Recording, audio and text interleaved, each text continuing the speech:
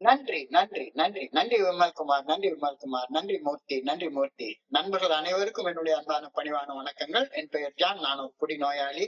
எல்லாம் வல்ல இறைவனோட அருளாலையும் எளிய தோழமையில இணைந்து செயல்படுவதால் நான் பெற்றுக்கொள்ளக்கூடிய அனுபவத்தின் நம்பிக்கையாலையும் இன்னைக்கு ஒரே ஒரு நாள் நான் குடிக்கல, தெளிவா மன நிறைவா அமைதியா வாழ என்னால் எல்லா முயற்சிகளையும் செய்து கொண்டிருக்கின்றேன். நண்பர் விமல்குமார் குறிப்பிட்டது போல கோயம்புத்தூர் ஒருங்கிணைப்பு குழு மனசாட்சியின் தீர்மானத்தின்படி நாம 24 ஹவர்ஸ் டே 24 மணித்துளிகள் ஒரு நாள் அப்படின்ற புத்தகத்துல ஒவ்வொரு நாளும் ஒவ்வொரு பக்கமாக எடுத்து வாசிச்சு விளக்கம் பார்த்து கலந்தாய்வு கூட்டம் நடத்தி கொண்டிருக்கிறோம். அதன் தொடர்ச்சியாக நாம இன்றைக்கு அடைஞ்சிருக்கிற பக்கம் மார்ச் மாதம் 25ஆம் நாள். முதல்ல இந்த மார்ச் 25ஆம் நாள் சிந்தனையை வாசிச்சு அதற்கு அப்புறமாக விளக்கம் பார்த்து கடைசியாக கலந்தாய்வு கூட்டத்தை நம்ம நிறைவு செய்வோம். இந்த மார்ச் 25 சிந்தனையை வாசிப்பதற்கு நண்பர் விமல்குமார் அவர்களை அன்போட பணியோட கேட்டுக்கொள்றேன். Over to Vimalkumar. மார்ச் 25. நன்றி, நன்றி, நன்றி, நன்றிங்க சார்.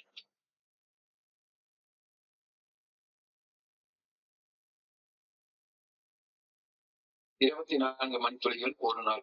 மார்ச் 25. ஏய தோழமையின் இன்றைய சிந்தனை. நம்மிடம் உயர்ந்த ஒரு சக்தி நம்முள் அருவமாக இருந்து நம்மை இயக்குகின்றது என்ற உண்மையை முழுமையாக ஏற்றுக்கொள்கையில் நாம் இனி வாழப்போகும் வாழ்நாட்களை ஒளிமயமாகவும் ஆற்றலுடனும் வாழ்வோம் என்ற நம்பிக்கையை அடைகின்றோம். நம்மை இயக்கும் அந்த உயர்ந்த சக்தியை நம்மால் வரையறுத்து வர்ணித்து கூற முடியாது. ஆனால் அந்த இறைவன் பேராற்றல் பிற குடிநோயாளிகளுக்கு எப்படி உதவுகின்றது என்பதை நேருக்கு நேர் காண முடியும். அந்த உயர்ந்த சக்தியை பற்றி நண்பர்கள் பகிர்ந்து கொள்வதை கேட்க முடியும். நம்மிடம் உயர்ந்த சக்தி குறித்த ஒரு கருத்தை நமக்காக நமக்குள் கொண்டு வர ஆரம்பிக்கவும் முடியும். அன்றாடம் காலை புனிதமான மௌனத்தில் தனிமையில் அமர்ந்து அமைதியாக தியானிக்கவும் பிரார்த்திக்கவும் முயற்சி செய்கின்றோம். நமது பிரார்த்தனைகள் கேட்கப்பட்டது போல் உணர்ந்து நாம் மேலும் பலமடைந்து வருவதையும் உணர்கின்றோம். எனவே படிப்படியாக நமக்கு உள்ளும் புறமும் ஒரு சக்தி உள்ளது என்ற நம்பிக்கையை அடைகின்றோம். அந்த உயர்ந்த சக்தியின் நல்ல ஒழுங்கான வழிகாட்டுதலை நம்பி செயல்பட ஆரம்பிக்கின்றோம். என்னிடம் உயர்ந்த ஒரு சக்தியை ஏற்றுக்கொள்வதால் பெற்றுக்கொள்ளும் நம்பிக்கையின் மூலமாக அன்றாட வாழ்வதற்கான ஆற்றலை பெறுகின்றேனா? இன்றைக்கான தியானம். இறையருள் பேராற்றல் விரும்பும் வழியில் வாழ அன்றாடம் முயற்சிப்பதால் ஆன்மீக பயணத்தில் முன்னேற்றம் காண்கின்றோம். ஒரு கல்லில் தொடர்ந்து விழும் சிறு துளி நீரால் ஒரு கல்லும் கரைகின்றது. அதுபோல நமது தினசரி விடா முயற்சிகளால் நமது துன்பங்களை கரைத்து ஆன்மீக வெற்றியை நோக்கி நான் முன்னேறுகின்றேன். தினசரி செய்யும் விடாமுயற்சியில் நான் தளர்வடைந்து விடக்கூடாது. தைரியமாக பயமின்றி முன்னேற வேண்டும். இறையருள் பேராற்றலின் நல்ல ஒழுங்கான வழிகாட்டுதலின்படி நான் செயல்பட முயற்சிக்கும் வரை அந்த ஆற்றலின் நல்ல ஒழுங்கான வழிகாட்டுதல் எனக்கு நிச்சயம் கிடைத்துக் கொண்டே இருக்கும். இன்றைக்கான பிரார்த்தனை. ஆன்மீக அனுபவம் பெறுவதற்கு தினசரி விடாமுயற்சியுடன் நான் முயற்சி செய்ய வேண்டும் என்பதற்காக அன்புடன் வேண்டுகின்றேன். இந்த முயற்சியினை என் வாழ்நாள் முழுமைக்குமான பணியாக நான் மேற்கொள்ள வேண்டும் என்பதற்காகவும் பணிவுடன் இறைவனை வேண்டுகின்றேன். சார், நன்றிங்க சார். நன்றி, நன்றி, நன்றி, நன்றி விமல்குமார், நன்றி விமல்குமார். நண்பர்கள் அனைவருக்கும் மீண்டும் ஒரு முறை என்னுடைய அன்பான பணிவான வணக்கங்களை தெரிவித்துக் கொள்றேன். என் பெயர் ஜான். நான் ஒரு குடிநோயாளி. எல்லாம் வல்ல இறைவனோட அருளாலையும் ஏய தோழமையில இணைந்து செயல்படுவதால் நான் பெற்றுக்கொள்ளக்கூடிய அனுபவத்தின் நம்பிக்கையாலையும் இன்னைக்கு ஒரே ஒரு நாள் நான் குடிக்கல, தெளிவாக மன நிறைவாக வாழ என்னாலான எல்லா முயற்சிகளையும் பண்ணி கொண்டிருக்கின்றேன். நம்மளுடைய இந்த 24 ஹவர்ஸ் டே 24 மணித்துளிகள் புத்தகத்துல கடந்த சில நாட்களாகவே செயலாற்றுவதற்கான சக்தி ஆற்றலை நாம் எவ்வாறு பெற்றுக்கொள்ள முடியும் அப்படின்ற சிந்தனை தொடர்ந்து வழங்கப்பட்டு கொண்டே இருக்கிறது. நிறைய நண்பர்கள் நான் என்கிட்ட கேட்கிறதுல, சார் கேட்கிறப்ப எல்லாம் நல்லா தெரியுது சார், கேட்கிறப்ப எல்லாம் நல்லா இருக்கு, ஆனா செயல்படுறதுன்னு வர்றப்ப அந்த செயலாற்றுவதற்கான சக்தி நமக்கு கிடைக்கவே மாட்டேங்குது அப்படின்ற கருத்தை அடிக்கடி என்கிட்ட நண்பர்கள் பகிர்ந்து கொள்வாங்க. நானும் அதே நிலைமையில இருந்திருக்கேன். குடிக்கிறது நிறுத்தணும்னு நினைக்கிறேன், ஆனா குடிக்காம இருக்க முடியல. கோவப்படக்கூடாதுன்னு நல்லா தெரியுது, கோவப்படாம இருக்க முடியல. பயப்படக்கூடாதுன்னு தெரியுது, ஆனா பயம் வந்துட்டே இருக்கு. காம வெறிக்கு பிடிச்ச செயல்களை செய்யக்கூடாதுன்னு தெரியுது, ஆனா என்ன அறியாம அதை செஞ்சுட்டே இருக்கிற. So, நல்ல செயல்கள் செய்யறதுக்கும் தீய செயல்கள் செய்யறதுல இருந்து விலகி இருக்கிறதுக்குமான சக்தி எனக்கு கிடைக்க மாட்டேங்குதே அப்படின்ற கருத்து சொல்றப்ப கடந்த சில நாட்களாகவே அதை சொல்லிட்டே இருக்கிறாங்க. அடிக்ஷன், செயல் அடிமைத்தனம். செயல் அடிமைத்தனத்தால் என்னுடைய வாழ்க்கையில உருவாக்கி கொண்ட பாதிப்புகளை கடந்து மீண்டு வரக்கூடிய ஆற்றல் எனக்கு தேவைப்படுகிறது. சக்தியின்றி ஆற்றலின்றி நான் ஒரு செயல் அடிமையாக பல வருட காலம் வாழ்ந்து கஷ்டப்பட்டு இல்லைன்றது உண்மை. இப்பவும் நிறைய விஷயங்கள்ல அந்த எனக்கு சக்தி குறைபாடு, லேக் ஆஃப் பவர், அது எனக்கு இருந்துட்டு தான் இருக்கு. கஷ்டத்தை கடந்து வர்றதுக்கு சக்தி தேவை. கஷ்டத்தை கடந்து வர்றதுக்கு சக்தி தேவை, ஆற்றல் தேவை. குற்ற உணர்வையும் மன சோர்வையும் மன கவலைகளையும் ஆழமான பயங்களையும் கடந்து வர்றதற்கு ஆற்றல் தேவை. தோழமை பரிந்துரைக்கக்கூடிய 12 படிகள் அளிக்கக்கூடிய மீட்படையும் செயல் திட்டத்துல இந்த ஆற்றல், இந்த சக்தி இருப்பதாக 3 நாளைக்கு முன்னால உள்ள சிந்தனையில கூறப்பட்டிருந்தது. Strength comes from the 12-step recovery program. 12 படிகளுடைய மீட்படையும் செயல் திட்ட வாழ்க்கையாக வாழ்றதால எனக்கு அந்த சக்தி கிடைக்குது அப்படின்றது சொல்லப்பட்டது. அதுக்கு அடுத்தது நேத்திக்கு சொல்லியிருந்தாங்க, என் சக மனிதனிடம் நான் கொள்ளக்கூடிய தோழமையில இருந்து எனக்கு சக்தி கிடைக்கிறதாக முந்தா நாள் சிந்தனையில சொல்லப்பட்டிருந்தது. Strength comes from fellowship you find in the fellowship of AA அப்படின்ற கருத்து முந்தா நாள் சிந்தனையில சொல்லப்பட்டிருந்தது. நேற்றைய சிந்தனையில strength comes from honestly sharing my experiences, strength and hope.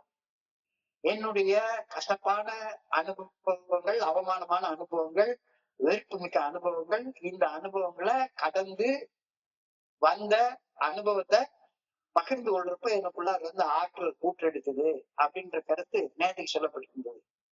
Strength comes from honestly sharing my experience, strength and hope. எனது அனுபவங்கள், தெம்பு, நம்பிக்கை ஆகியவற்றை நேர்மையுடன் பகிர்வதால் சக்தி, ஆற்றல் கிடைக்கப்படுகின்றது அப்படின்ற சிந்தனை நேற்றுக்கு கூறப்பட்டிருந்தது. இன்னைக்கு மறுபடியும் சக்தி, ஆற்றல், வலிமை கிடைக்கிறதற்கான இன்னொரு வழி சொல்லப்பட்டிருக்கிறது. நான் ஒரு சாதாரண பவர்லெஸ்ஸான ஒரு மனுஷன், சக்தியின்மை, சக்தி குறைபாடு உள்ள மனுஷன். எனக்கு சரியான செயல் செய்வதற்கான சக்தி கிடைக்கிறதுக்கான வழி, இன்னும் ஒரு வழி இன்னைக்கு சொல்லப்பட்டிருக்கிறது. Strength comes from coming to believe in a power greater than ourselves that can help us அப்படின்ற சிந்தனை இன்னைக்கு வழங்கப்பட்டிருக்கு. அதாவது என்னுடைய குருஜி சொல்லுவாரு, என்னிலும் உயர்ந்த ஒரு சக்தி எனக்கு உள்ளார இருந்து என்னை இயக்கலைன்னா நான் செத்த போனோம். மரணம் என்பது என்னிலும் உயர்ந்த ஒரு சக்தியாகி அந்த ஆன்ம சக்தி, உயிராற்றல் எனக்கிட்ட இருந்து பிரியறனால தானே மரண நாள்னு சொல்றோம்.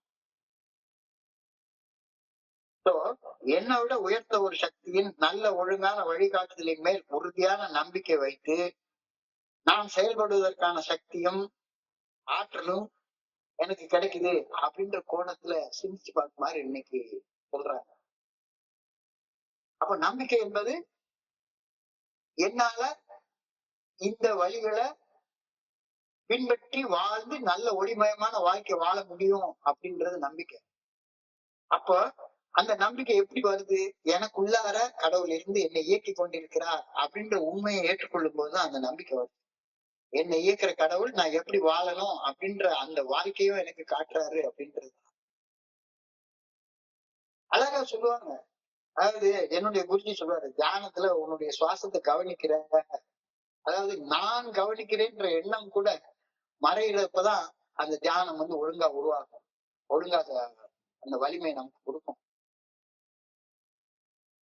என்னுடைய உடம்பு என்ற ஊடகத்தின் மூலமாக இறைவன் சுவாசிக்கின்றார். இது ரொம்ப உயர்ந்த உணர்ந்த கருத்து. நான் சுவாசிக்கிறேன், அது நடந்துட்டு இருக்கு, அது பாட்டுக்கு நடந்துட்டு இருக்கு. என்னுடைய உடல் என்ற ஊடகத்தின் மூலமாக இறைவன் சுவாசிக்கின்றார். சோ இந்த கோணத்துல சிந்திக்குமாறு இன்னைக்கு நாம அழைக்கப்பட்டிருக்கிறோம். நம்பிக்கை எனக்கு சரியான திசையில செயல்படக்கூடிய சக்தியையும் ஆற்றலையும் வழங்குகின்றது அப்படின்ற கருத்து மிக ஆழமானது. நம்பிக்கை எனக்கு சரியான திசையில செயல்படக்கூடிய சக்தியையும் ஆற்றலையும் வழங்குகின்றது அப்படின்ற கருத்து குறிச்சு இன்னைக்கு சிந்திக்க நம்மள அழைக்கிறாங்க.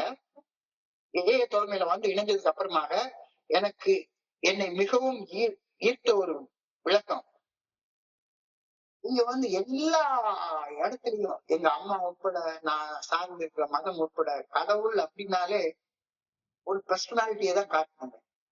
இந்த ஜீசஸ் அவருக்கு ஒரு படம் இருக்கு, ஒரு உருவம் இருக்கு, அவர் சொன்ன கருத்துக்கள் தத்துவங்கள் இருக்கு அப்படின்னு தான் எல்லாரும் சொன்னாங்க.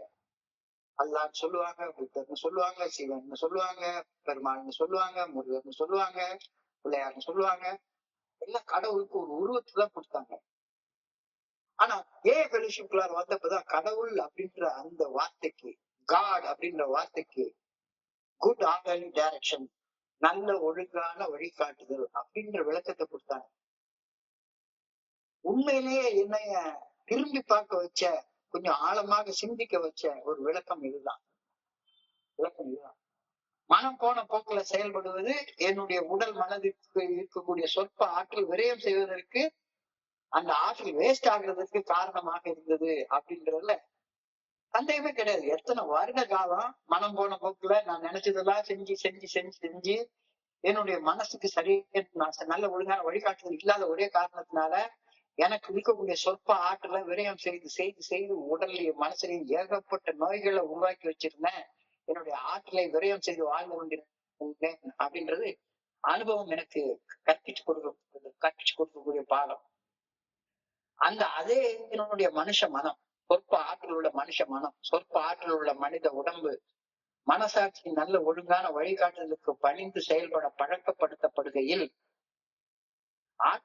ஆற்றல் விரயமாவது தவிர்க்கப்பட்டு எனது ஒவ்வொரு செயல் செய்யறதுலயும் ஆற்றல் அபரிமிதமாக வழங்கப்பட்டு கொண்டே இருக்கிறத ஃபெலோஷிப்ல நான் பார்க்கிறேன். மனம் போன போக்குல போய் ஆசைப்பட்டதையெல்லாம் செஞ்சு வாழக்கூடிய அந்த வாழ்க்கையில எனக்கு ஆற்றல் விரயமானது. அதே மனசாட்சிக்கு பணிந்து செயல்பட நான் பழக்கப்படுத்தும் போது ஆற்றல் விரயமாகுவது தடுக்கப்பட்டு என்னுடைய ஒவ்வொரு செயல் செய்யறதுலயும் அபரிமிதமான ஆற்றல் வழங்கப்படுவதை என்னால பார்க்க முடியுது. அப்ப இன்னைக்கு ஒரு கருத்தை சொல்றாங்க, I can never define God, I can never define my higher power. இந்த பிரபஞ்ச ஆற்றல, பிரபஞ்ச சக்திய என்னால வரையறுத்து சொல்லவே முடியாது. I can never define God. I can never define my higher power. I can only see the good orderly direction of that higher power and how it helped alcoholics in the fellowship of Alcoholics Anonymous. இறைவன் யாரு, இறைவனுடைய ஆற்றல் என்ன அப்படின்றத என்னால வரையறுத்து சொல்லவே முடியாது. ஆனால் அந்த பிரபஞ்ச சக்தி, அந்த பிரபஞ்ச ஆற்றல் காட்டக்கூடிய நல்ல ஒழுங்கான வழிகாட்டுதல உணர மட்டும்தான் என்னால முடியும். அந்த பிரபஞ்ச ஆற்றல், அந்த இறையர் பேராற்றல் காட்டக்கூடிய நல்ல ஒழுங்கான வழிகாட்டுதலுக்கு பணிந்து செயல்பட்ட நண்பர்கள் அவங்க வாழ்க்கையில ஆற்றக்கூடிய ஒவ்வொரு செயலும் நல்ல விளைவுகளை உருவாக்கி இருக்கிறத கண்ணால பார்க்க முடியும். அது மிகப்பெரிய செயல்களாக, ஆற்றல் மிக்க செயல்களாக அமைவதை என்னால என்னுடைய அனுபவத்தின் மூலமாக பார்க்க முடியும். எவ்வளவு பெரிய பெரிய மனுஷங்க பார்த்தவங்க செய்யலாம். இந்த மனிதர்கள் எல்லாருமே அவங்களுடைய மனச ஏதோ ஒரு சக்தியுடைய கட்டுப்பாட்டுக்குள்ளார கொண்டு வந்து தான் தோன்றித்தனமாக செயல்படாம இருக்கிறப்ப மட்டும்தான் அவங்களுக்குள்ள ஆற்றல் உருவாக்குறதை என்னால பார்க்க முடியும். இந்த ஆற்றலை நான் பெற்றுக்கொள்ளணும் அப்படின்னா எனக்கு அப்பாற்பட்ட உயர்ந்த சக்தி நல்ல ஒழுங்கான வழிகாட்டுதலின் மேல உறுதியாக நம்பிக்கை வைக்கணும். என்னுடைய குருஜி எனக்கு ஒரு சின்ன பாடத்தை கத்து தருவாரு. யாராச்சும் எங்க ஒரு அழகான பேனா ஒண்ணு கொடுக்காங்கன்னு வைங்களேன், அழகான பேனா ஒண்ணு கொடுக்குறாங்க, அல்லது எழுதுறதுக்கு ஏதாவது ஒரு பொருளை கொடுக்குறாங்க, ஒரு டைரியை பிரசன்ட் பண்றாங்க. நிறைய நண்பர்கள் எனக்கு டைரி பிரசன்ட் பண்ணுவாங்க, பேனா கொடுப்பாங்க. நிறைய எழுதுறீங்க, நாங்க உங்களுக்கு என்னுடைய அன்பளிப்பா கொடுக்காங்க அப்படின்னு ஒரு பேனா ஒருத்தவங்க கொடுக்குறாங்கன்னு வைங்களேன், அதை நான் ஆசையோட பெற்றுக்கொள்வேன். ஆனா சில நாள் கழிச்சு எனக்கு பரிசாக கொடுக்கப்பட்ட அந்த பேனா எங்கேயாச்சும் ஒரு மூலையில கிடக்கும். வீட்டுல 40-50 பேனா கிடக்குது, எங்கேயாச்சும் ஒரு மூலையில அந்த பேனா கிடக்கும். சரி, கடவுளே என் கையில ஒரு பேனா கொண்டாந்து கொடுக்குறாருன்னு வைங்களேன். கடவுளே இந்த கடவுளை ஒரு ஆள்னு சொல்றாங்க. அந்த ஆளே என் முன்னால வந்து நின்னு, இந்தாப்பா உனக்கு பரிசாக ஒரு பேனாவை நான் கொடுக்குறேன் அப்படின்னு என் கையில கொடுத்தா என்னுடைய மனநிலை எப்படி இருக்கும்? இந்த பிரபஞ்சத்தை இயக்கக்கூடிய அந்த பேராற்றல் மிக்க அந்த இறைவன் என் கையில ஒரு பரிசு பொருளை கொடுத்தா எவ்வளவு மகிழ்ச்சியோட அந்த பொருளை நான் ஏற்றுக்கொள்வேன். மகிழ்ச்சியின் உச்சத்துல நான் இருப்பேன் தானே. அந்த பரிசை ஒரு பொக்கிஷமாக பாதுகாப்பேன் தானே. நினைக்கும் போதெல்லாம் அந்த பேனாவை எடுத்து எடுத்து எடுத்து எடுத்து தடவி பார்த்து வந்தானே. அது இறைவனுடைய பரிசு. கடவுளே எனக்கு கொடுத்த கொடை, கடவுள் எனக்கு கொடுத்த பரிசு. இப்போது என்னை இந்த உலகத்துல உருவாக்கியது கடவுள் தான், இறைவன் தான். என்னுடைய உடல் எனக்கு கடவுள் கொடுத்த பரிசு அப்படின்னு சொன்னா, என் கூட வாழக்கூடிய சக மனிதர்கள், இங்க இருக்கக்கூடிய எல்லா மனிதர்களும் அவங்களுக்குள்ளார யார் இருக்கா? அவங்களுக்குள்ளார அதே இளைய பேராற்றல் தானே உயிராக ஆன்மாவாக இருந்து அவங்களை இயக்கி கொண்டிருக்கிறது. சோ என்னுடைய சக மனிதர்கள் எனக்கு இறைவன் அளித்துள்ள மாபெரும் பரிசு, மாபெரும் அன்பளிப்பு அப்படின்ற எண்ணத்தோட பார்த்தால் கடவுள் எனக்கு உபயோகப்படுத்துறதுக்கு, அதாவது அவங்க கூட சேர்ந்து வாழ்றதுக்கு எத்தனையோ உறவுகளை, எத்தனையோ நட்புகளை கொடுத்திருக்கிறாரு. எல்லாத்தையும் நான் வந்து சாதாரணமா நினைச்சு தூரத்துக்கு போட்டுட்டேன் அப்படின்னு சொன்னா எப்படி எனக்குள்ளார மகிழ்ச்சி இருக்கும்? ஆனா உண்மையில என்ன நடக்குது? கடவுள் இருக்கின்றார் என்ற உண்மையை உளமாற ஏற்றுக்கொள்ளும் நான் என் சக மனிதர்களை கடவுளுடைய படைப்பாக, கடவுளுடைய பரிசாக பார்த்து மதிப்பதே கிடையாது, பாதுகாப்பதே கிடையாது. இவெல்லாம் உலகத்துல வாழ்றதுக்கே தகுதி இல்லாதவன், அவங்களுக்கு கடவுளுடைய ரூபமாக நான் பார்க்கறதே இல்லாது. இவன் தப்பு செஞ்சா இவனுக்கு நான் தண்டனை கொடுக்கணும். நான் நீதிபதி, நான் நீதிபதி. கடவுள் ஸ்தானத்துக்கு நான் உடனே போயிடுவேன். அவர்களை துன்புறுத்தி அந்த துன்பப்படுவதற்கு அவர்கள் தகுதியானவர்கள் அப்படின்னு நினைச்சு அவர்கள் படக்கூடிய இன்பத்துல நான் இன்பம் காண முயற்சி பண்றேன். இதனாலதான் சண்டை போட்டுட்டு இருக்காங்க. கொத்து கொத்தா, கொத்து கொத்தா சாகடிச்சிட்டு இருக்காங்க. எப்படி எப்படி சாகடிக்கிறது அப்படின்னு ஏகப்பட்ட ஆயுதங்களை கண்டுபிடிக்கிறாங்க. ஒரு அணுகுண்டை போட்டா 2 லட்சம் பேர் ஒரு செகண்ட்ல சாகுற அளவுக்கு ஒரு ஆயுதத்தை கண்டுபிடிக்கிறான். மனிதர்கள் எல்லாம் இறைவனுடைய படைப்பு அப்படின்ற எண்ணமே இல்லை. அப்ப என்னுடைய குருஜி சொல்லுவாரு, எதிரிக்கு கூட மன்னிப்பு கொடுக்கலாம், துரோகிக்கு மன்னிப்பு கொடுக்கவே முடியாதுல்ல. துரோகிக்கு மன்னிப்பு கொடுக்கவே முடியாதுல்ல. கடவுள் இறைவன் என்ற பிரபஞ்ச இயக்க பேராற்றலை நம்புவதாக கூறிக்கொண்டு அவர்களுடைய அவர் படைத்த படைப்புகளை அவமதிச்சு, அசிங்கப்படுத்தி, துன்பப்படுத்தி, கொன்னு குவிச்சு, நான் கடவுளுடைய ஆற்றலை, நான் கடவுளுடைய திட்டத்தை நிறைவேற்றுறேன்னு சொல்லிக்கிறவன் துரோகி இல்லையான்னு ஒரு கேள்வியை கேட்கிறேன்.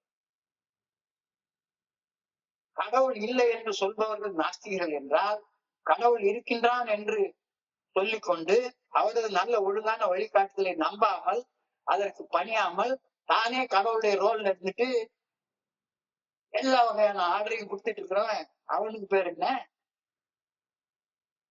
கடவுள் இருக்காருன்னு சொல்லிக்கிறான். எல்லா வகையான மத அடையாளங்களையும் போட்டுக்கிறான், எல்லாம் போட்டுக்கிறான். ஆனா கடவுளை நல்ல ஒழுங்கான வழிகாட்டுதலுக்கு பணிய மாட்டேன், நான் தான் கடவுள், நான் மனசுல உருவப்படுத்திக்கிறதா கடவுள், அந்த கடவுளை நிலைநிறுத்துறதுக்காக எத்தனை கொலைகள் வேணாலும் செய்வேன் அப்படின்னு சொல்றவன ஆஸ்திகன்னு சொல்றதா, நாஸ்திகன்னு சொல்றதா? நான் நாஸ்திகனா ஆஸ்திகனா அப்படின்றது பொருட்டே கிடையாது, அது மேட்டரே கிடையாது. இறையருள் பேராற்றல் குறித்து இறையருள் பேராற்றல் வகுத்து வைத்துள்ள பாதையை, அவருடைய நல்ல ஒழுங்கான வழிகாட்டுதலை உறுதியாக நம்பி அந்த ஒழுங்கான வழிகாட்டுதலின்படி செயல்படுபவன் மட்டும்தானே ஆஸ்திகனாக இருக்க முடியும். அவன் தானே மனித நேயம் உள்ள மனுஷனாக இருக்க முடியும். இந்த கருத்தை நீ சொல்ற ஆற்றல் எங்கிருந்து வருது, ஏன் எனக்கு செயல்படுறதுக்கான ஆற்றல் இல்லை அப்படின்ற கேள்விக்கான பதிலாக இது அமைகிறது. நான் இந்த கடவுளை நம்புறேன், அந்த கடவுளை நம்புறேன் அப்படின்றது மேட்டரே கிடையாது, மேட்டரே கிடையாது. அந்த நீ எந்த கடவுளை நம்பினாலும் சரிதான், அந்த கடவுள் வகுத்து வைத்துள்ள பாதையை, அவர் வகுத்து வைத்துள்ள நல்ல ஒழுங்கான வழிகாட்டுதலை உறுதியாக நம்பி அந்த வழிகாட்டுதலின்படி செயல்படுவதும் தானே உண்மையான ஆஸ்திகனாக இருக்க முடியும், உண்மையான மனித நேயம் உள்ள மனுஷனாக இருக்க முடியும். மனித நேயமே அன்பே என்னுடைய செயல்களுக்கு ஆற்றல் இருக்கின்றது. அன்பே சிவம், அன்பே சிவம். அப்ப மனசாட்சியை உறுத்தக்கூடிய செயல் என்ன? மனிதனுக்கு துன்பம் கொடுத்தோம் அப்படின்னா சரிதான், அது நிச்சயமாக மனித நேயமிக்க செயலாக இருக்க முடியவே முடியாது. இவன் தான் வாழ்றதுக்கு தகுதியே இல்லாதவன் அப்படின்னு என் மனசுக்குள்ளார யாரு பார்த்தா நினைச்சிட்டேன்னா, எனக்கு வாழ்றதுக்கு என்ன தகுதி இருக்கு? எனக்கு வாழ்றதுக்கு என்ன தகுதி இருக்கு? ஒண்ணுமே கிடையாது. மனித நேயமே அன்பே என் செயல்களுக்கு ஆற்றல் அளிக்கின்றது. ஏய தோழமையில இந்த மனித நேயத்தை, இந்த அன்பை கண் கூட பாக்குறேன், யாரு கஷ்டப்படக்கூடாது அப்படின்ற அந்த மனித நேயத்தை ஏ ஃபெல்லோஷிப்ல நான் நேருக்கு நேர் பாக்குறேன். அன்பின் பாதை, மனித நேயத்தின் பாதை ஏய தோழமையில எனக்கு கட்டப்படுகின்றது.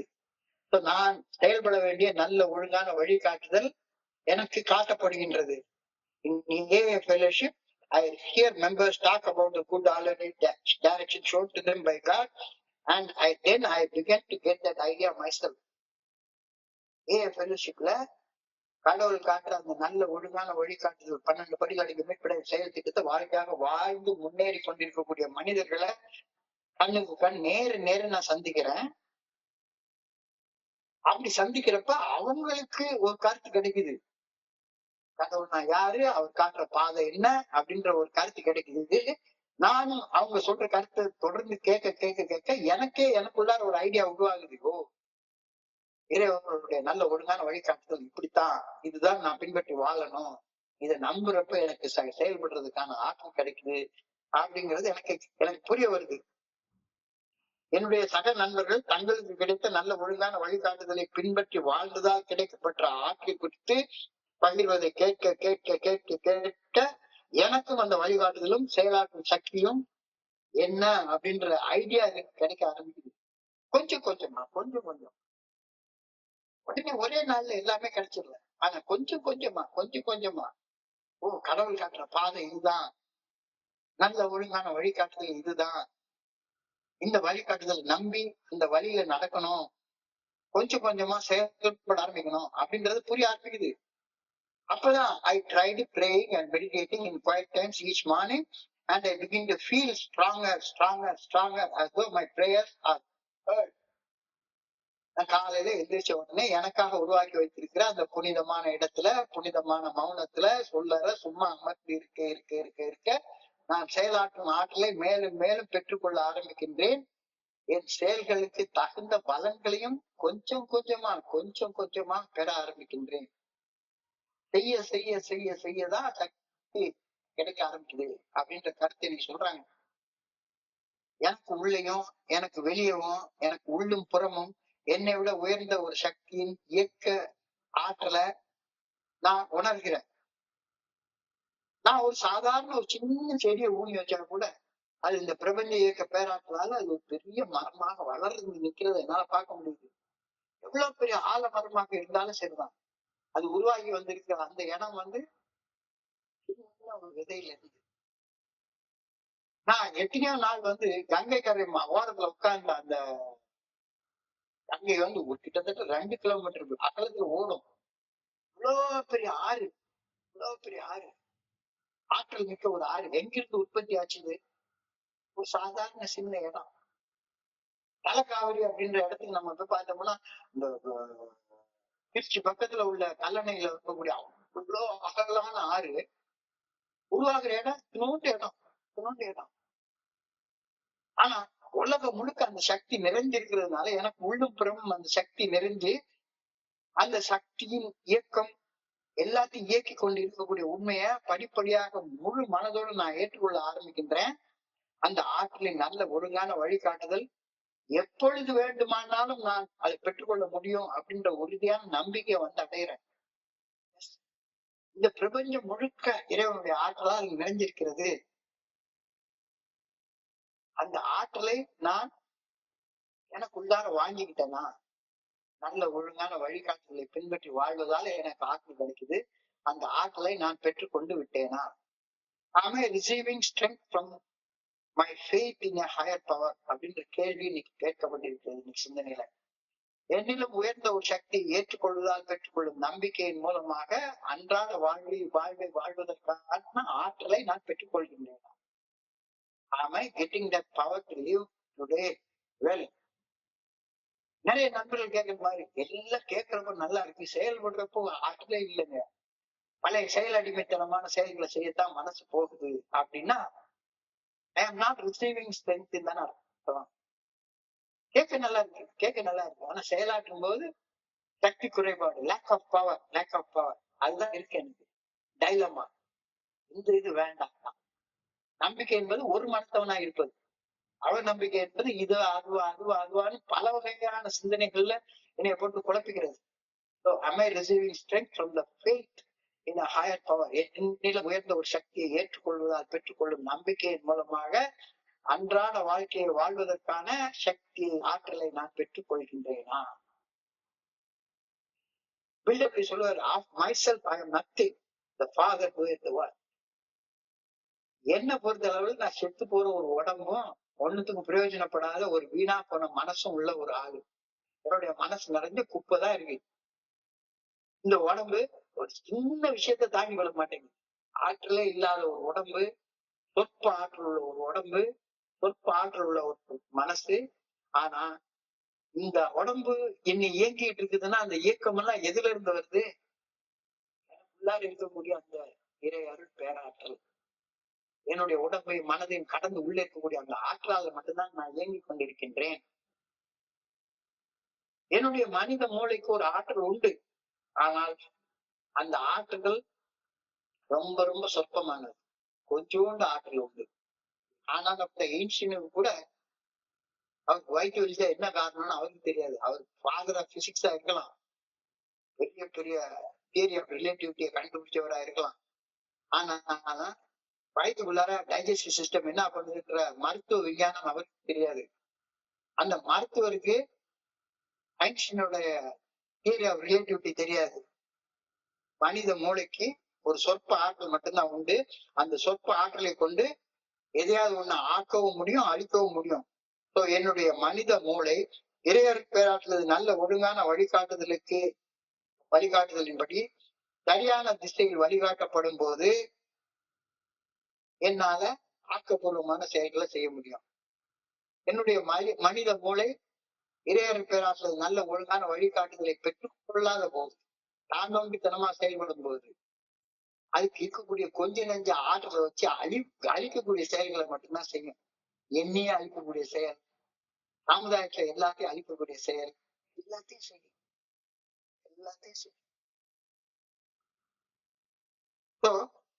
என்னுடைய மனித மூளை சரியான திசையில வழிநடத்தப்படுகின்றதா அப்படின்ற கேள்விதான் இன்னைக்கு கேட்கிறாங்க. இன்னைக்கு சிந்தனையின் கேள்வி அது.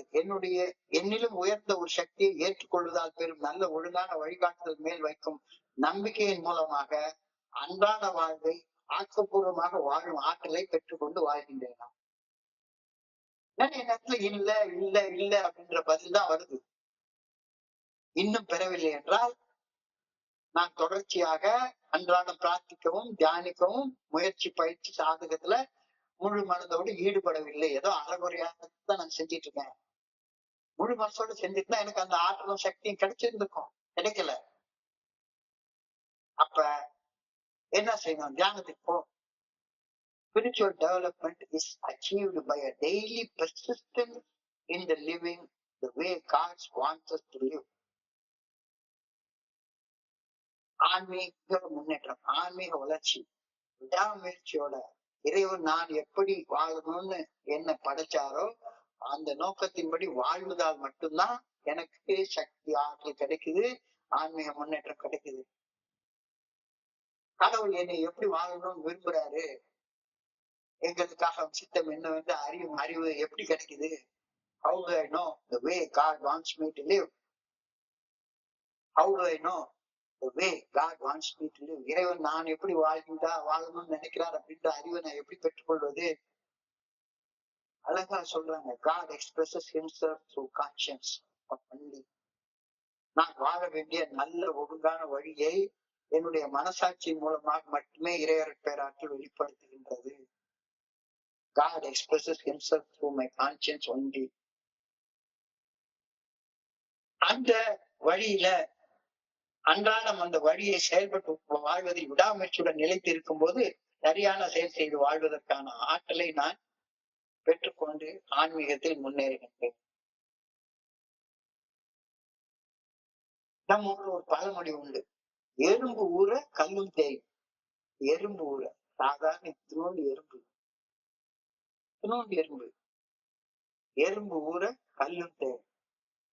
அதாவது தொடர்ந்து முயற்சி செய்தா கடினமான காரியங்களையும் சாதிக்கலாம். கல் கரையாத ஒண்ணு. ஆனா எறும்புங்கிறது என்ன, லேசா ஒரு தட்டு தட்டுனா செத்து போற ஒரு உயிரினம். பெரிய துப்பாக்கி எடுத்துலாம் சுட வேண்டாம் எறும்ப, கையை வச்சு லேசா நசுக்குனா செத்து போயிடும்.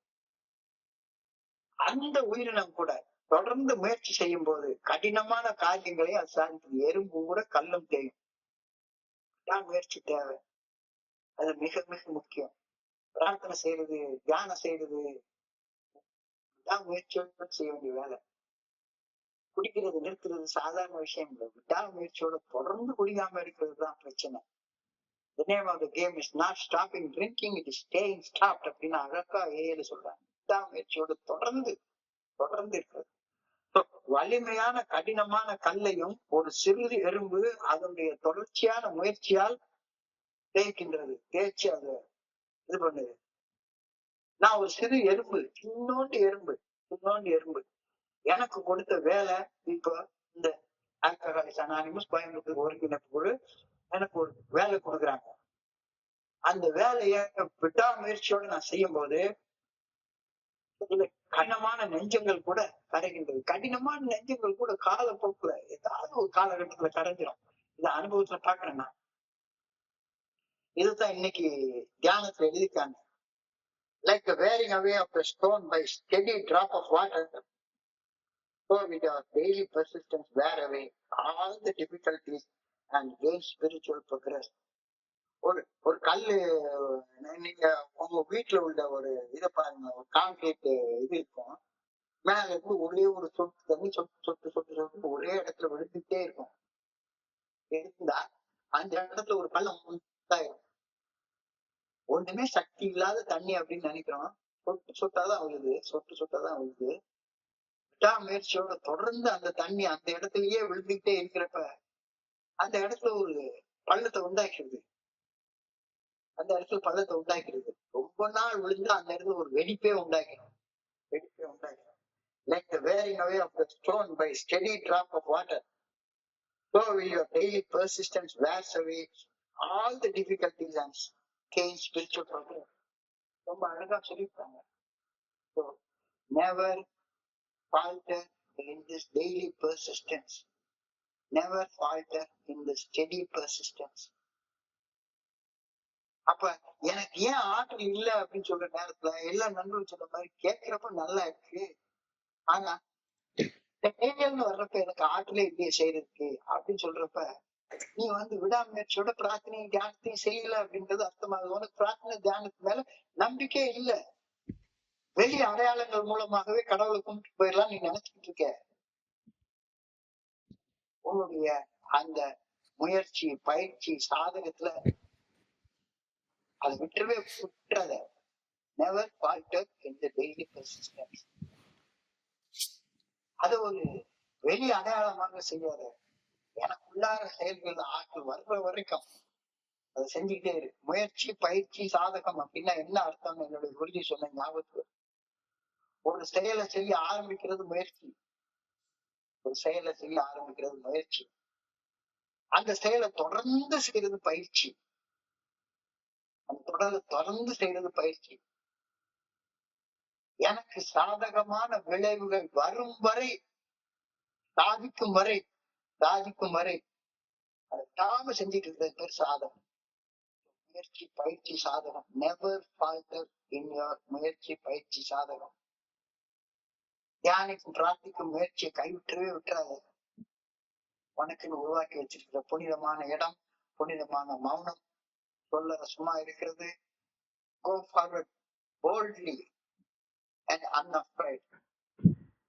பிரார்த்திக்கிறோம், தியானிக்குவோம். உனக்கு சோர்வு வேண்டாம், பயிற்சி வேண்டாம். நிச்சயமாக எறும்பு கூட கண்ணு தேயும். ஒரே இடத்துல திரும்ப திரும்ப திரும்ப திரும்ப அதே செயலை செய்ய செய்ய செய்ய சாதகமான விளைவுகள் உண்டாகும். அவர் நம்பிக்கை வச்சுக்கிட்டு சரி ஒண்ணுமே நடக்காது அப்படின்னு விட்டுறாத. God will help and strengthen me as long as I keep trying to do His will with persistence. எனது மனசாட்சி மூலம் வெளிப்படுத்தப்படும் இறையர் பேராற்றல் நல்ல ஒழுங்கான வழிகாட்டுதலை அறிந்து செயல்படுதல், அந்த செயல்படுத்தும் முயற்சியை நான் கைவிடாத வரை இறையர் பேராற்றல் நல்ல ஒழுங்கான வழிகாட்டுதல், அந்த வழிகாட்டுதலை பின்பற்றி வாழ்வதால நான் பெற்றுக்கொள்ளக்கூடிய சக்தி, ஆற்றல் என்னுடைய செயல்கள்ல கூடிக்கிட்டே இருக்கும். இத ஆழமாக யோசிச்சுப்பாரு, கண்ணை மூடி தியானிச்சுப்பாரு. எனக்கு நல்ல செயல் செய்யக்கூடிய ஆற்றல் இல்லை அப்படின்னா நீ விடாமுயற்சியில பண்ணல. திரும்ப தொடர்ந்து தொடர்ந்து நடக்க நடக்க அதான் எறும்பு ஊற கல்லும் தேயும் அப்படின்ற வார்த்தையை சொல்றேன். எறும்பு ஊற கல்லும் தேயும். அது அவங்க வெள்ளக்காரங்க அவங்களுடைய இல்லை. ஒரே இடத்துல திரும்ப திரும்ப ஒரே ஒரு சொட்டு சொட்டா தண்ணி விழுந்துட்டே இருந்ததுன்னா அந்த தண்ணி விழுந்த இடத்துல ஒரு தேஞ்சு போயிடும். கல்லு மேல ஒரு சொட்டு தண்ணி விழுந்துட்டே இருந்ததாங்க, தொடர்ந்து விழுந்துட்டே இருந்ததாங்க. நம்ம ஆத்துல இவ்வளவு மணல் இருக்கு அப்படின்னு சொல்லி சொல்றோம். ஆத்துல உள்ள மணல் எல்லாம் எப்படி மழை பெஞ்சு அந்த கல்லு மேல உள்ளத பல லட்சக்கணக்கான வருஷங்களாக தொடர்ந்து தொடர்ந்து தொடர்ந்து பாஞ்சுக்கிட்டே இருக்கிறதுனால கல்கள் எல்லாம் டிஸ்இன்டெகிரேட் ஆகி ஆற்று படுகையில படிஞ்சிருக்கு. அது பேர் தான் ஆற்று மணல். பல வருட காலங்கள், பல லட்சக்கணக்கான வருட காலங்கள் தொடர்ச்சியான முயற்சி கடினமான கல்லையும் சாப்பிட்டாக்குது. அதே மாதிரி உன்னுடைய கடினமான மனசையும் விட்டாமல் நீ செய்யக்கூடிய அந்த முயற்சி சாதனம் எதுல முயற்சி சாதனம்? பிரார்த்தனையிலையும் தியானம். அது செய்யற நேரத்துல எவ்வளவு கடினமான மனசும் மென்மையாக மாறிடும். அப்ப என்னுடைய மனசாட்சியின் மூலம் வெளிப்படுத்தப்படும் இறையர் பேராற்றல் நல்ல ஒழுங்கான வழிகாட்டுதலை அறிந்து செயல்படுத்தும் முயற்சியை நான் கைவிடாத வரை இறையர் பேராற்றல் நல்ல ஒழுங்கான வழிகாட்டுதல் எனக்கு கொடுக்கக்கூடிய ஆற்றல், கொடுக்கக்கூடிய சக்தி என்னுடைய செயல்கள்ல கூடிக்கிட்டே போயிட்டே இருக்கும். இந்த சிந்தனையில உன்னுடைய கவனத்தை குவிச்சு சிந்திச்சு பாரு. இது என்ன சார், இது வெறுமன தியானத்துன்னு சொல்றீங்க, இதை நீங்க செய்றீங்களா அப்படின்னு சொன்னா கண்டிப்பாக நான் செஞ்சதுக்கு அப்புறம் தான் நான் சொல்றேன்.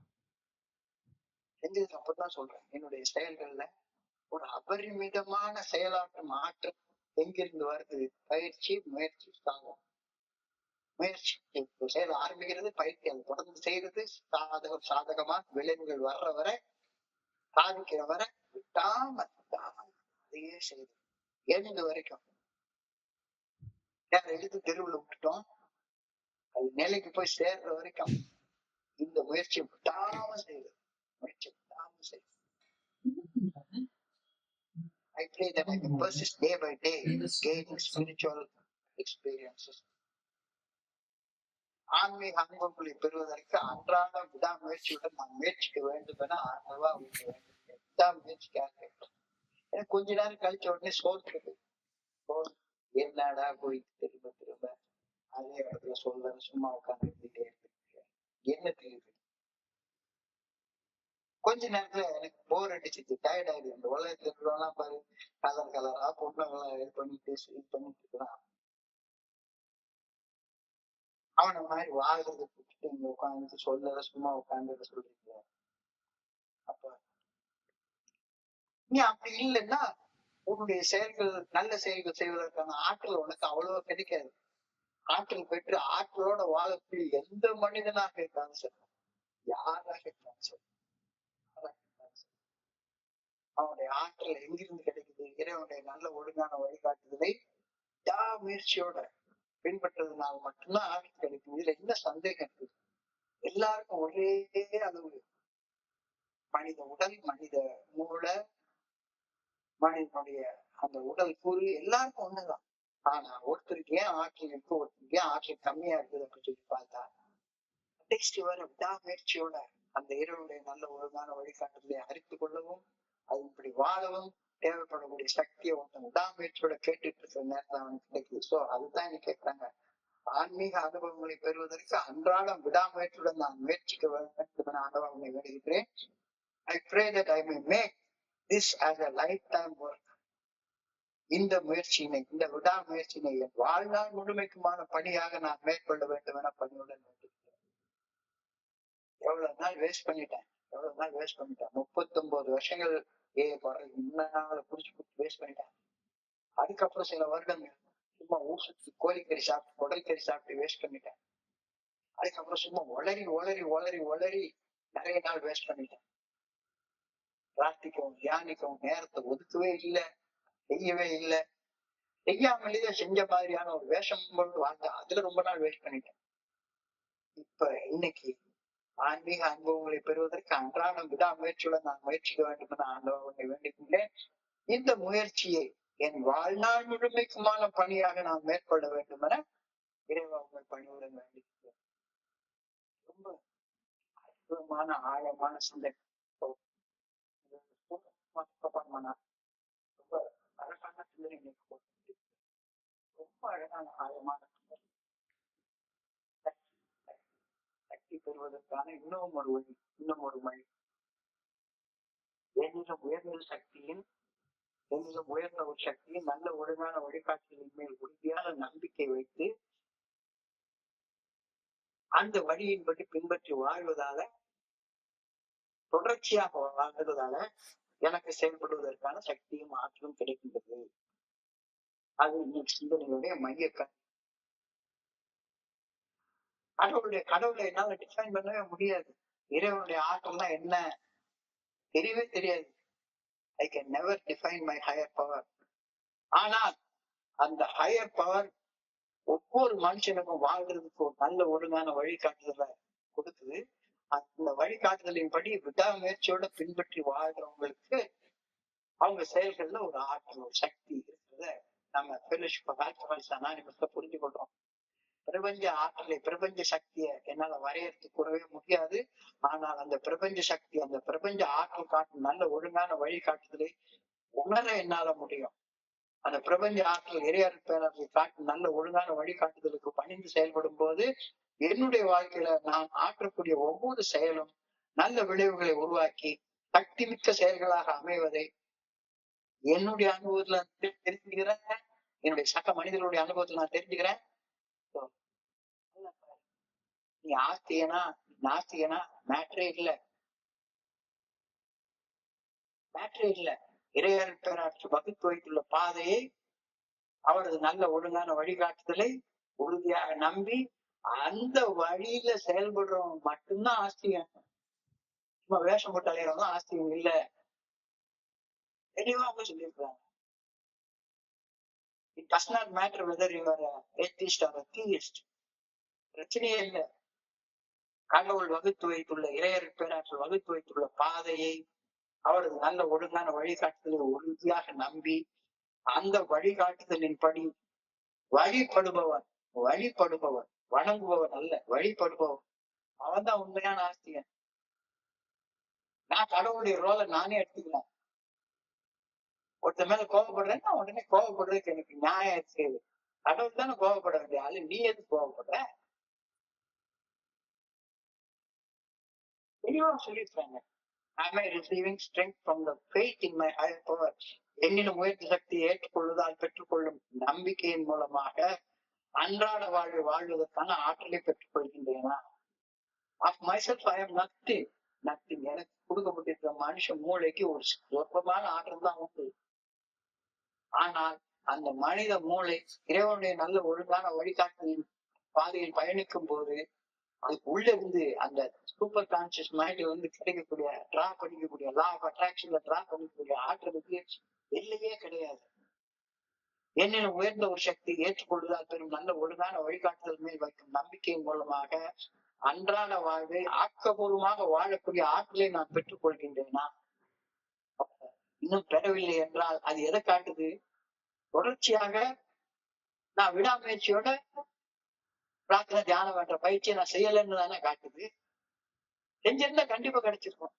நான் செய்யறேன் ஆனா கிடைக்கல அப்படின்னா நீ உன்னை நீயே ஏமாத்திக்காது. யாரும் ஏமாத்த போறேன்? Spiritual development is achieved by daily persistence in living the way God wants me to live. அப்போ கடவுள் நல்லா வாழணும்ன்ற அந்த வழியை நான் எப்படி தெரிஞ்சுக்கிறது? எப்படி தெரிஞ்சுக்கிறது? உன்னுடைய மனசாட்சியை ஃபாலோ பண்ணு, ஆனா தெரியும். அப்ப அழகான வார்த்தை சொல்றாரு, like like the wearing away of the stone by a steady drop of water. ஒரு கல்லு மேல விடாம ஒரு துளி விழுந்துட்டே இருக்கிற அந்த கல் வந்து கொஞ்சம் கொஞ்சமா டிஸ்இன்டெகிரேட் ஆகி ஆற்று மணலாக லட்சக்கணக்கான வருஷத்துல உருமாறுறது போல. அது நம்ம ஊர்ல உள்ள பழமொழி அழகா சொல்றாங்க, எறும்பு ஊற கல்லும் தேயும். எறும்பு ஊற கல்லும் தேயும். விடாமுயற்சியோட ஒரு செயல் செய்யறப்ப உனக்கு கிடைக்கும். Never falter in this daily persistence. Never falter in the steady persistence. முயற்சியை கைவிட்டுறாரு. புனிதமான இடம், புனிதமான மாவட்டம், சுந்தரசுமா அமர்ந்திருத்தல். Go forward with persistence. பயப்படவே பயப்படாது. அந்த ஆற்றலை பெற்றுக்கொண்ட அந்த மகான்கள் 1000 லட்சம் பேர் இருக்காங்க. உருப்படாம போனவனை மட்டும் வழிகாட்டியா எடுக்காது. உருப்படாம போனவன் வழிகாட்டியா எடுத்துக்கிட்டேன்னா உனக்கு அந்த முயற்சி பயிற்சி சாதனம் செய்யறது இடையில தடைபட்டு போயிடும். God will help. God will help and strengthen me as long as I try persistently doing His will. எனது மனசாட்சியின் மூலம் வெளிப்படுத்தப்படும் இறையற்ற காட்டுதல் நல்ல ஒழுங்கான வழிகாட்டுதலை அறிந்து செயல்படும் முயற்சியை நான் கைவிடாத வரை ஏற்பூர் கல்லு தேவைன்ற மாதிரி இறையற்ற காட்டுதல் நல்ல ஒழுங்கான வழிகாட்டுதலால அதில் உள்ள ஆற்றலை என்னால் உணர்ந்து கொள்ள முடியும். என்னுடைய செயல்கள் அந்த ஆற்றல் வெளிப்பட்டு கொண்டே இருக்கும். ஆன்மீக அனுபவங்களை பெறுவதற்கு அன்றாடம் விடாமுயற்சியுடன் நான் முயற்சிக்க வேண்டும் என வேண்டுகின்றேன். I pray that I may persist day by day gaining spiritual experiences. I pray that I may make this a lifetime work. இந்த முயற்சியினை, இந்த விடாமுயற்சியினை என் வாழ்நாள் முழுமைக்குமான பணியாக எனக்கு ஏற்றுக்கொள்ளக்கூடிய சக்தி இல்லை. ஆண்டவா எனக்கு அந்த சக்தியை கொடுன்னு கடவுளை நான் வேண்டுறேன். அற்புதமான சிந்தனை.